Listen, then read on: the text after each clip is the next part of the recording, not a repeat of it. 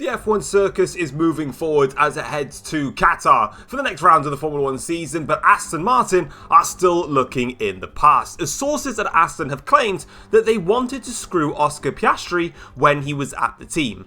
Aston Martin apparently only wanted to win with Tom, so therefore everything that Oscar Piastri put to the table, they refused to go ahead with what he was trying to say. Now, this is something that has just come completely out of the blue, and right now it's whether a case of if these sources are credible or if they are not. Now, we don't have any comments yet from the two drivers of Tom and Piastri in terms of whether Tom definitely had all of his items listened about and whether Oscar Piastri was rejected with everything that he said. But Aston Martin are currently now investigating who leaked whatever this sources was to actually go ahead and take some action against them. They believe that this is complete nonsense and that none of this happened in the slightest, and both Tom and Piastri were working together with the team to try and create the best car possible, and that it was just a case of Piastri just not able to get to grips with the Aston Martin throughout the course of last season, costing him opportunities that he didn't have the previous year round, whereas Tom was able to capitalise on the strengths and weaknesses of the Aston Martin to go into a title fight against Porsche. We'll find out more from Tom and Piastri in terms of whether this story is true or whether it is something that has been completely made up to cause unnecessary tension within the camp. Taking a look at the race news heading into this weekend, Porsche and Ferrari were the two teams that brought major upgrades to their cars heading into the Qatar Grand Prix weekend, while McLaren were also not holding back on upgrades as they brought some updates to their floor. In fact, a lot of the teams all across the grid have brought upgrades going into the weekend, and some of them are finding them to be useful, some of them not so much. Firstly, Audi are not finding much pace with their new front wing that they've introduced going into this weekend. They've made some changes to the front suspension as well to try and line up with this new front wing, and so far, not so good. They're not having the greatest of time with it. Mercedes are struggling with tyre temperatures, particularly with their rear tyres. They need to be overheating the rears in quite a few occasions throughout the course of their run plans, which is causing a little bit of a headache for them. And Renault are still struggling to find some time in Sector 2. They've actually been looking pretty competitive this weekend, particularly in the first and final sector, whereby there is more so of the high-speed corners rather than some of the lower-speed corners. Whereas for the Renault team itself, the straight line speed is still going well. If they can just try and find a better compromise to get those slow speed and traction zones correct, they might be on for a decent weekend. Yo, what's going on, guys? It is Foxydude here, and welcome back to a brand new video and another episode of the F1 journey for you guys today here on the channel. We are here for round number 5, which is the Qatar Grand Prix. If you guys do enjoy today's video, feel free to drop a like and subscribe to the channel if you're new around here as well, and let's get cracking with today's Grand Prix weekend. First things first, in terms of where have I been, because I'm pretty sure it's been like 3 odd weeks since I've last uploaded a video, my life is just chaos right now, and I'm just so busy, and I just don't have the time to make YouTube videos, and it's becoming an issue, but you know, it is what it is. I'll do what I can when I can, but that's basically the premise of it. I've just been so busy, and I just have not had any time to myself, basically. So that's kind of where we are with that brief update out the way. Let's get straight though into this qualifying session, and I felt pretty good around this track. Qatar has been a track that I've been very comfortable with in the past, and it's definitely been the same over through the course of this session so far. And as you can see, we're currently on our banker lap, this one is now, and I'm playing it in full because I was actually quite satisfied with it, probably most satisfied I've been with a banker lap for quite some time here. But in the middle sector, we go purple through the middle sector, and then go now through this triple right-hander, and we're just able to find a lot of pace. This section here in particular, and this corner right here, is a corner that I've managed to find so much time versus the AIs. It was actually quite worrying how I managed to find a lot of time there, but as the back end steps out there from the exit of the last corner, just overheating the rear tyres, we go fastest on our banker lap, but of course other drivers are to go and set their lap time, so we drop down to P7, but I really like that qualifying lap time.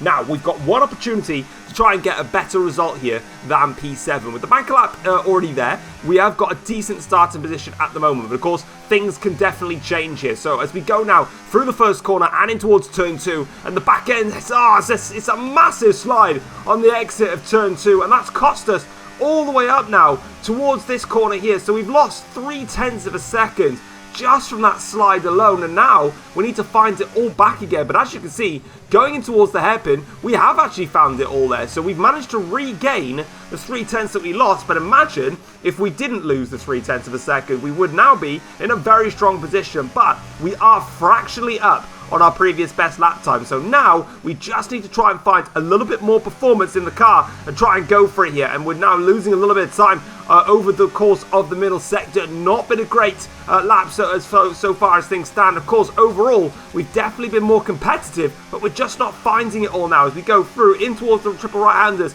losing a bit more time. But I'm trying to hold some life in the battery in order to try and then use it on the start-finish straight to gain some lap time back into the last corner, absolutely sending it through there as we now accelerate towards the line. It's only going to be P9. Alright then, let's have a look and see where everybody's going to be lining up here for the Qatar Grand Prix with a nice screenshot of the track because I forgot to record the opening cinematics for the race. But it's a Ferrari front row lockout as Sam takes pole position ahead of his teammate Lewis Hamilton. Sam qualifies on pole with a 1:16.800 with Hamilton a 10th.5 back.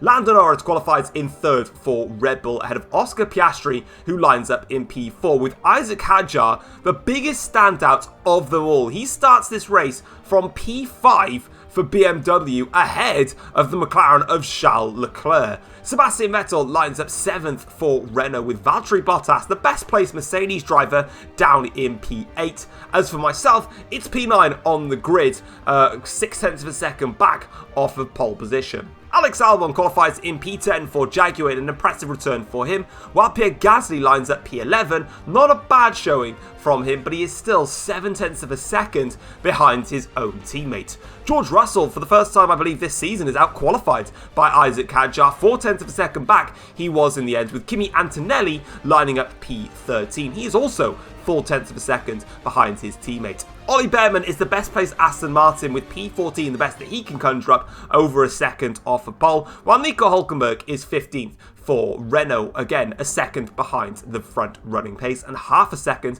behind his teammates. Max Verstappen is P16 for the best placed Audi driver on the grid. It's been an awful qualifying for Audi, and it's an awful qualifying for the defending champion Reese as he starts P17, 1 second off the pace and exactly 0.4 of a second behind myself. He just could not get the lap together, and he's still very much struggling with this Porsche car. Daniel Ricciardo lines up P18 for Jaguar ahead of Liam Lawson, who is 19th for Aston Martin, while Carlos Sainz rounds off the grid starting at the back over 1.4 seconds off the front of the grid. Let's get straight into the race though and see who can come out on top and if Ferrari can convert the front row lockout into a 1-2 finish. Alright then, so here we are then for the Grand Prix here in Qatar. It's a one-stop race. It's going to be the medium tyres that we'll start on, and then we'll swap to the hard compound tyres at the end. The two-stop is a potential strategy option, but it's just going to lose you too much time. So here we go then on the grid for the start of the Qatar Grand Prix. The 5 lights are now off and the race is on, and it's yet again another poor start from us as we just struggle to get the power down, instantly overtaken by Albon, and now we've got Russell trying to get past as well, but round the outside in towards turn 1, no grip around there whatsoever, but we do get brilliant drive off the exit of turn 1 and we get back past George Russell, but we're down a place after this race has now started, and we can see that we're on the back here of Bottas now. Albon making a great start there, making up some places as we now try and defend here against George Russell whilst attacking the back there of the Mercedes as we're going to send it down the inside into the hairpin on George Russell, on Bottas should I say, and we've made the position stick on Valtteri Bottas. I think Russell there has actually overtaken Valtteri Bottas as we now go in towards the heart of the middle sector here. You can see the rear end just being a little bit snappy in this phase of the race. We've got to keep the rear under control. It's definitely not stable. Despite the upgrades that we put onto this Porsche car, the rear end is still a difficult thing to keep under control as we now go through in towards this final sector. This area now is where you're going to see the pure pace of this car come into fruition. Not this corner here, but this one coming up now, Watch this as we go through here. Don't watch that one. That's not the right one. And we've also gone wide and we didn't even gain any time. So completely ignore that. You'll find out later on. But oh, there's a bit of slide there from the back end of the Jaguar of Alex Albon. Norris has got past Lewis Hamilton on the end of the first lap here. But now on the start of the second lap here, Lewis Hamilton's going to go back past Lando Norris and back into second place. And it's a Ferrari 1-2 again as Sam there leads Lewis Hamilton by a little bit of a margin now in this Grand Prix. As for us, we're still in P9 after starting in P9. So not quite how I wanted this first lap to go. I wanted to make up some places, but we'll have to work with what we've got here. But now, as we go through towards the end of the first sector here, great run through these two corners, right on the back of the Jaguar here. And we're going to go down the inside of him and also of Charles Leclerc. Lovely double overtake there. Oh, back end really wants to play with me today. And that's a lovely move, though, on Charles Leclerc.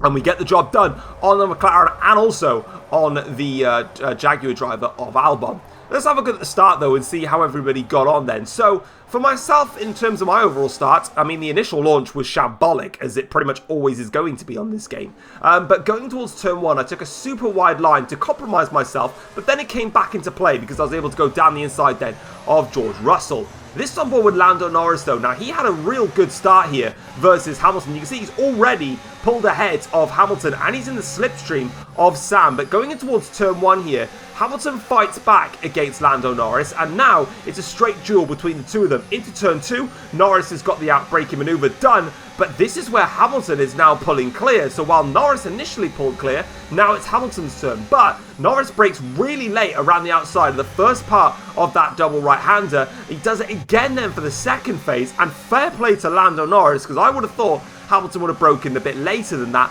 but actually he didn't, and that is a brilliant overtaking manoeuvre. Lap 2 of the Grand Prix to start lap 3, and we're now with the DRS here as Sebastian Vettel is looking to overtake Isaac Hadjar. We're also looking to try and overtake Isaac Hadjar, so we're going to go and send it down the inside, but we go way too late on the brakes there, and the back end slides again on the exit of turn 1, but not only do we fail to make the position on Hadjar, Charles Leclerc gets back past us in the McLaren, so a little bit of a funny error there from myself. The back end slid, well, it slid again through there. Basically, I've just got an unstable blunder, is the best way of putting it. But now, as we go down onto the main straight here, Charles Leclerc is going to pass Isaac Hadjar. We're also going to pass Isaac Hadjar. Leclerc covers the inside line because I've got great overspeed going through there. Hadjar's going to try and come back at us again towards this part of the lap, but we're going to hold off the position, and now we're up into 7th place, and Charles Leclerc seems to be getting the bit about between his teeth and getting on with it. So now we're going to follow Charles Leclerc, which is exactly what we're doing, because he's now on the back of Vettel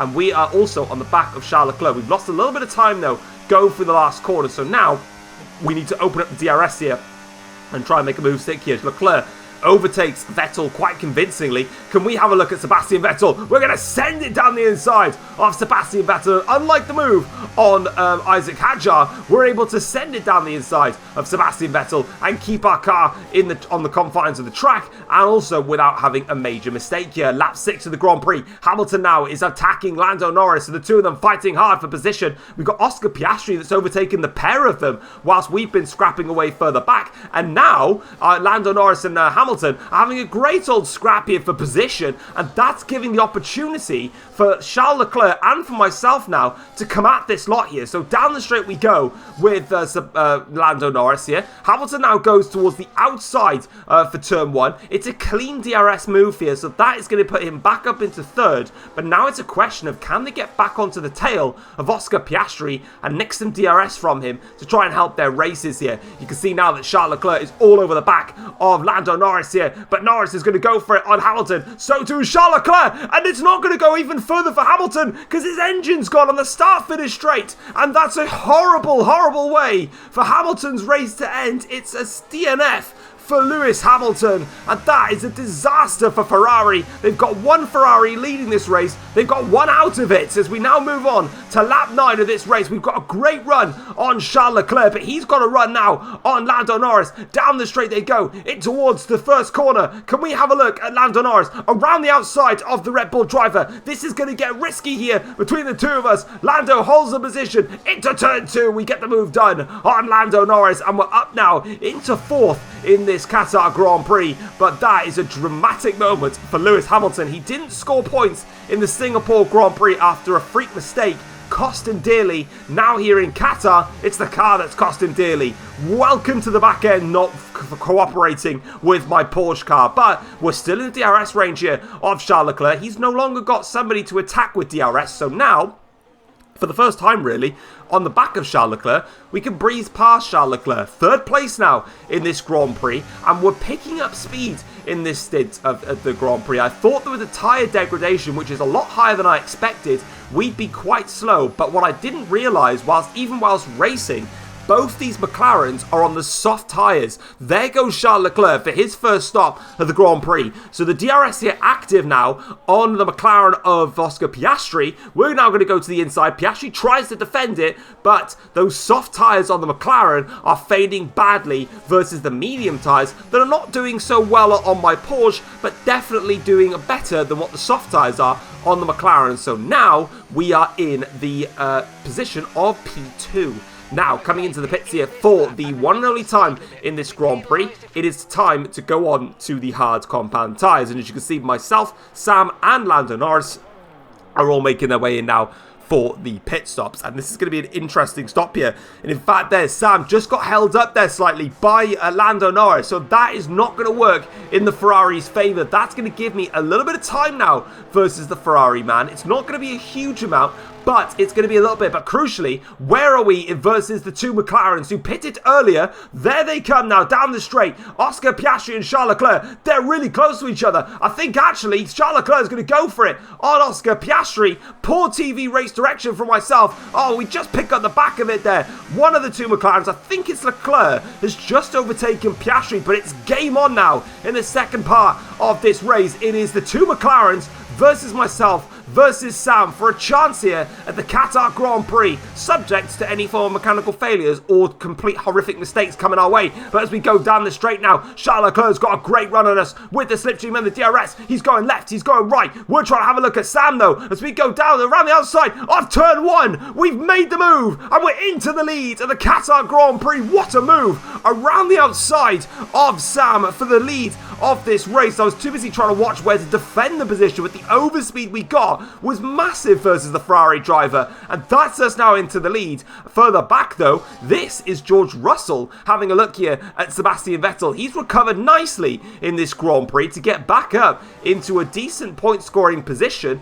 Vettel though, not quite pleased at what George Russell's just done to him, and he goes ahead and DRS's his way back past the BMW driver. So sorry Russell, no overtakes there for you on that occasion. Lap 18 of the Grand Prix, and things have changed out front, and that is that myself and Sam are pulling away from the McLarens behind us, and we now have a gap bigger than 1 second over them. But here comes the Ferrari of Sam here with great overspeed down the end of the straight here. I thought I was okay, and I was in the end, but that was a little bit of a warning sign there for the Ferrari man that he is coming, and that is not what we want to be doing there. Going wide in the last corner, outbraking myself, and now down the start finish straight here, DRS enabled. There you can see is the gap now that we're building on the two McLarens behind. We're going to go to the inside line here to defend the position. Sam though is going to go to the outside line. We're trying to go and dive it down the inside here of the Ferrari driver, but Sam goes around the outside into turn one, and he retakes the lead of the Qatar Grand Prix, while the two McLarens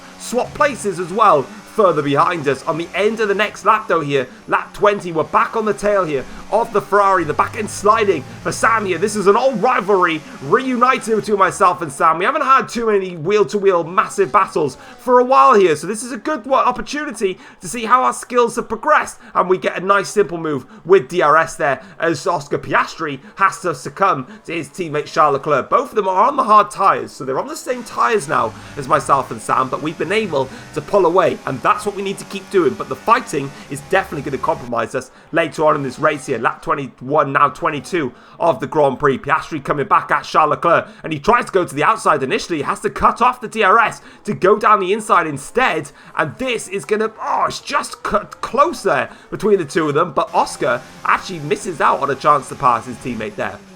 Right, down in towards the last corner. Lap 22, now starting lap 23 of this race here. Sam is right behind us here, a little bit further back than he probably would have wanted to be, but with the overspeed of the DRS here comes the Ferrari driver. It's going to get close between us into turn 1, and we just about hold it into the first corner. We go a little bit wide. Sam's trying to have a look here for an opportunity, and we go out of shape on the exit of turn 1. The turn 2, we're all over the shot now, and the Ferrari right behind us here as we go towards the end of the first sector. Have to cover off the inside line into the double right-hander. Make sure that the Ferrari driver doesn't go for it, but he's really causing me a hell of a lot of problems. I can't get comfy in the lead of this race, and he's putting me under a huge amount of pressure now in this race here as we go back on board with the two McLarens. There goes Oscar Piastri to losing a position. Charles Leclerc gains one, but now Lando Norris is right on the back of them, so he's been improving his lap times, and now he's in the fight for a podium in this Grand Prix.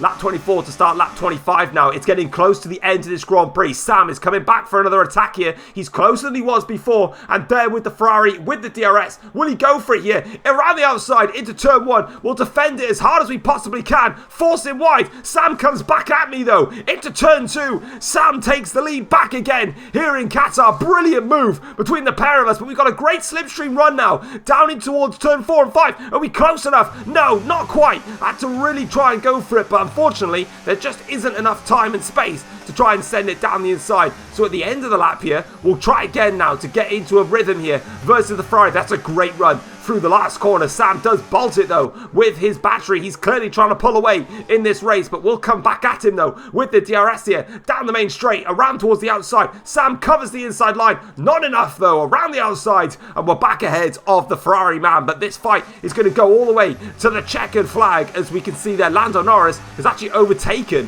one of the McLarens now. So all of a sudden, those two McLaren drivers struggling to keep the positions, but I think one of them's actually pulling away a little bit. So I think Leclerc might just be in the clear here, but I'm not in the clear. Back comes Sam for another attack here with the DRS now down the straight in towards turn 1. He's going to go to the inside line. I'm going to cover this one off as hard as I possibly can around the outside. Oh, that was so close to contact there. Might have potentially been a little bit of contact, but we've held off against Sam. But crucially, he's going to have another go at us for another 2 occasions. So we need to really be on our heels here to defend against him. But the problem I've got, and this is something that's really going to cost now, is that because of that defense on the last lap, I don't have enough battery to defend heavily again on this lap. Sam's so much closer this time around, and my battery light is now flashing here. There goes the Ferrari driver through nice and easily. Nothing I could do about it. It's absolutely breezed by. Rookie error from my behalf. I should not have deployed the battery as heavy as I did, and I'm going to have to pay the price for that one now. But I do have another chance here, or one more chance now, to go back at the Ferrari driver. So here we go then, on to the final lap now of this Grand Prix. Can we overtake Sam for the lead of the Qatar Grand Prix? Will we go for it down the inside? We tried to go down the inside, but Sam covers it off, and that could just be the one and only opportunity that we get to take the lead in this race. But the two of us now are going to go for it all the way now to the checkered flag here in Qatar. Sam leads this race for Ferrari. He has not won yet for Ferrari this season. He's had a horrible time so far this year. The first few races have really not worked his way, but oh, that's so close there towards the hairpin. But in the last round in Singapore, he finally got his act together and got himself a podium position and finished second in the race after beating the McLarens. He qualifies on pole here. That's track limits. He's qualified on pole here at Qatar. He's led for the whole of the first stint. He's been fighting tooth and nail with myself in this second stint. He's now almost there to claiming his first win of the season. For us, we've not had an easy run of it in the Porsche car. We've definitely been good in terms of our podiums this season. We got our first pole position in Singapore. We got our first win in Singapore. Round the final few corners now, giving it everything towards the line. Can we dive it down the inside in the last corner? We don't have enough time. We don't have enough grip and pace. Back end sliding. Sam's going to cross the line. Wins in Qatar. We have to come across the line and finish in second place. But what a fight between myself and Sam all the way to the line, and you cannot write it. It was so close, but unfortunately it was too little too far, and it's becoming a very common theme that Sam constantly finds a way to beat me in Qatar, and I cannot understand how he keeps beating me on this track. I can't remember what the result was last season. Somebody can clarify it for me, but I remember multiple occasions where Sam just seems to be a bit of a Qatar master, and it's quite frustrating. But hey ho, it is what it is. Ultimately, Sam definitely deserved the race win this weekend. He was so quick. He qualified on pole, and that surely, is a great onus. He led the first stint. He built himself a 1 second gap pretty quickly, in fairness to him. And then from that point onwards, the whole first stint was just completely under his control. And then when it came to the second stint, granted, we were able to find ourselves in a better position, thanks to, of course, the pit stops, really. That was kind of where we were able to find a little bit of performance versus everybody else, and that definitely paved the way for us, and then it just became a straight fight. And we definitely struggled a little bit with battery development. I definitely didn't quite do enough, and I think that lap 27 fight when I defended and held position against Sam cost me dearly, because I just deployed way too much battery when I realistically, on hindsight, shouldn't have. Maybe even if I just let him through and didn't deploy all my battery, then the previous lap, because even on lap 29, the last lap of the race, where I couldn't dive it down the inside, I ran out of battery. And I think because of that one lap where I just didn't do it properly and I didn't harvest correctly, it just, fell apart for me. But it is what it is. Oscar Piastri was the man that finished in P3. So while the two McLarens and the Red Bull were fighting, it was actually Oscar that was able to then pull away from the two of them that were scrapping. But Lando Norris then pulled away from Charles Leclerc, and Lando actually almost caught and passed Piastri for a podium. The gap was 9/10 of a second at the checkered flag. Charles Leclerc dropped off in the final stages of the race. Of course, both McLaren's hard tyres were older than the ones that me and Sam and Norris had, so that also could be a reason why, but Leclerc finished 8 seconds off in the end. Valtteri Bottas finishes 6th for Mercedes-Benz, 14.3 seconds off in the end. While, can we just give a shout out to Max Verstappen? He qualified P16 or something like that in this race. It was an awful qualifying for Audi, and he's crossed the line to finish in P7. What an epic drive from Max Verstappen. Kimi Antonelli finishes in 8th for Mercedes. A brilliant race from him as well, because he wasn't in the points at all. He didn't qualify in the top 10. Ollie Behrman, another one with a brilliant qualifying, because for a brilliant race, because he qualified as well, like P15, something like that. And managed to do a great job. So fair play to him. And Sebastian Vettel finishes in P10 for Renault. So he does get some points on the board. So fair play to him for that one. Let's have a look at the second half of the table now. And Reese finishes in 11th place. He actually tried the two-stop strategy, and it almost worked, because he was 34.8 seconds off the win and 0.4 of a second behind Vettel. But ultimately, it's just another difficult weekend for Reese, and so far he's just not been able to get his hands fully tied up with this Porsche car. Hopefully he can, because of course I want my cousin and my teammate to continue to perform, and of course with all the drama going on with Aston Martin right now, it just makes this scenario look even more uncomfortable. Hülkenberg finishes 12th for Renault. A little bit of a disappointing one in the end for him, while Carlos Sainz fights back from last on the grid to finish in P13 for Audi. There is some pace there for Audi, and I think they'll be encouraged by their race pace after this weekend, but plenty more to work on. Gasly finishes 14th for Red Bull. A bad race from him. Started P11, could have got himself into the points, failed to do so. Alex Albon 15th, another one with a good qualifying session, and just fell down the order. George Russell P16, a weird one this one, because he was fighting with Vettel for a good period of the second stint. I can't remember, he might have done a two-stop, and that could have been why. Daniel Ricciardo has been behind Albon all weekend, and it stayed that way, P17 only. And Isaac Hadjar, with probably one of the most depressing races you can find, a P4 or P5 qualifying for Hadjar, ends in a P18 finish. Not good at all for him. Liam Lawson, DNF from this Grand Prix, and Lewis Hamilton, of course, also DNF'd. We saw Hamilton's DNF. Lawson DNF'd midway through the second stint, and that's a big shame for him. Reese did set the fastest lap of the race with a 1:19.737, and that was courtesy to his two-stop strategy. Now let's have a look at the World Drivers' Championship and see how that has changed after this Qatar Grand Prix. And with the top five are actually almost exactly the same, apart from the two Ferraris have swapped places. The two McLarens stay where they are, so fair play to them. But we are currently the World Drivers' Championship leaders on 87 points. We've extended our lead at the top of the championship over Charles Leclerc. We now have an 18-point gap at the top of the championship. Heading into this weekend, we had a 10-point lead over Lewis Hamilton. We've now got an 18-point lead over Charles Leclerc. But the gap between myself and Sam in the championship has now closed down. It was 33 points between myself and Sam. It's now down to 26 points. So Ferrari of Sam is definitely on a bit of a momentum streak now, and he is sitting nicely up to third now in the championship and creeping his way up the order. Oscar Piastri sits just 1 point behind Sam, actually. He's on 60 points in the Drivers' Championship, while Lewis Hamilton, for the second race in a row now, fails to score points. But if you look at it in a full perspective, he's failed to score in the last two races, and he's only 31 points behind in the championship, with plenty of races still to go.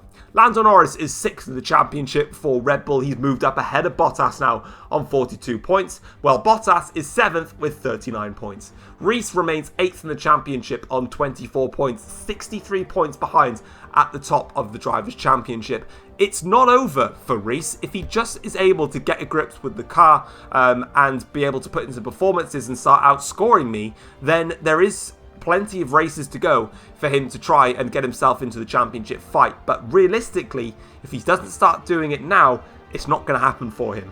Max Verstappen moves into the top 10 in the championship. He's on 14 points for Audi, and Ollie Behrman is also on the 14 points. And the next race for us is the Saudi Arabian Grand Prix. Pure carnage, pure chaos, and just constant overtakes. That's going to take me a long time to edit, and I can already kind of dread it.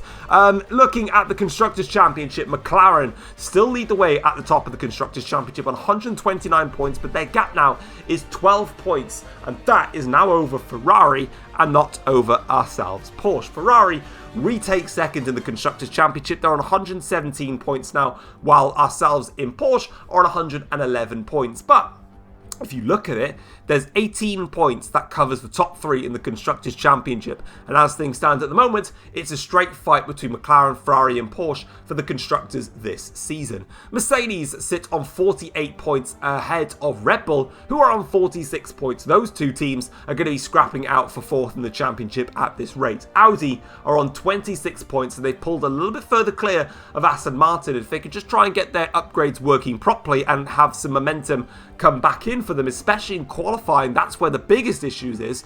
They could see themselves going back up ahead of Mercedes and Red Bull like they were last time around. Aston Martin are on 14 points. They need to watch themselves because Renault, and in particular Vettel, is slowly but surely just creeping in consistent points here or there. But don't forget, Ollie Behrman has been performing brilliantly for Aston, and if it wasn't for the likes of the engine failure in Singapore, they could have definitely found themselves in a better position. So while Renault are taking their opportunities when they get them, Aston Martin need to take their opportunities when they get them more frequently.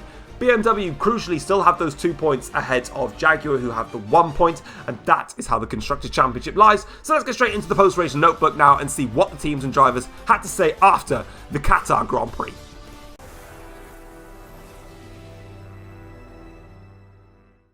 To round off the weekend, it's time to have a look at the post-race notebook. Sam managed to fend off Tom to take the win in Qatar. It was a close fight between the Porsche and the Ferrari driver, but in the final stint, Sam was able to put it all together and take the victory for his first one in Ferrari colours this season. Meanwhile, Oscar Piastri managed to beat Charles Leclerc and Lando Norris to secure P3 for McLaren in a hotly contested battle between those three drivers. Starting things off with Ferrari and Sam, he was full of praise for Ferrari and their development for the course of the season. It's been a very tricky start to life at Ferrari this time around for Sam in the start of the year, with some very disappointing results. But a P1 here in Qatar, with the second place that he got in Singapore, is a little bit of increase in form for the Ferrari driver, and he's looking to use this momentum now to continue to push onwards and go for a championship challenge.